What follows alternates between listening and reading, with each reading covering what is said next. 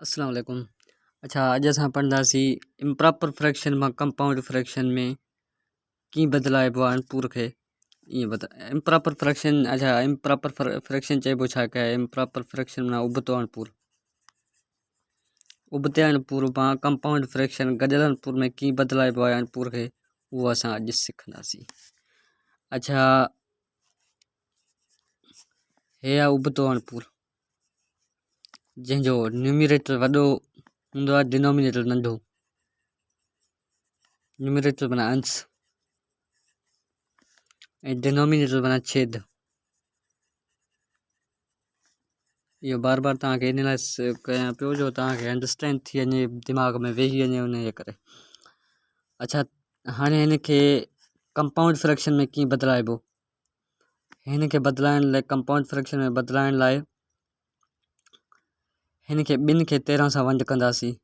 1 ॾूं 2 ॿिॾूं 4 3 6 4 8 5 10 6 12, मतिलबु 6 सॼा। बाक़ी जेको हिकिड़ो बतो उनखे मथां रखंदासीं ऐं हेठां 2 रखंदासीं। 6 सॼा 1 भाङे 2, माना साधा 6 जहिड़ो थिया। इनखे साधा 6 लिखिबो आहे, अधु खे हीअं लिखिबो आहे। इहो अधु जो 6 सॼा 7 जो अधु, माना साधा 6 थिया। ईअं बदिलाइबो आहे। हाणे हिन खे ॾिसूं था,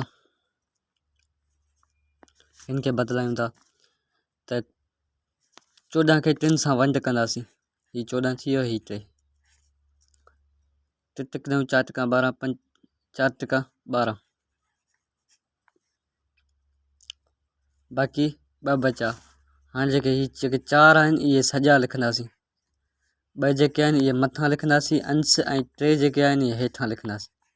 4 सॼा 2 भाङे 3, त इहो थी वियो ईअं। हाणे असां सिखंदासीं सॼे मां उबते अणपूर में कीअं बदिलाइबो आहे। कंपाउंड फ्रैक्शन मां उबते अणपूर में इम्प्रॉपर फ्रैक्शन में कीअं बदिलाइबो आहे, उहो असां सिखंदासीं। 2 सॼा 3 भाङे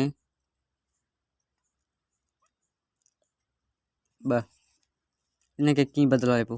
हाणे हीअ 2 जेको आहे इनखे हिन सां ज़र्ब करबो।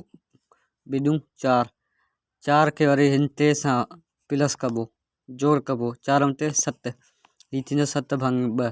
हीअ उबते अणपूर में अची वियो। उबतो अणपूर उहो ई हूंदो आहे जंहिंजो अंश वॾो हुजे, छेद नंढो हुजे। हीअ सॼे वारो कंपाउंड फ्रैक्शन। अच्छा, हिन जो हिकिड़ो ॿियो मिसाल ॾिसूं था। 12 सॼा 3 भाङे 5। हाणे हिन खे हिन सां ज़र्ब करिणो पवंदो। 5 12 60, 60 ऐं 3 63, 63 भाङे 5। इहो उबतो अणपूर थी वियो।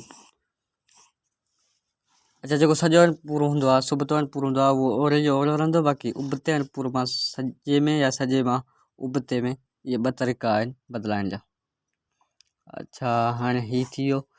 हाणे असां वरी अॻिते सिखंदासीं हिननि जी ज़र्ब वंड, इहा अॻिते सिखंदासीं इंशाअल्लाह ताला।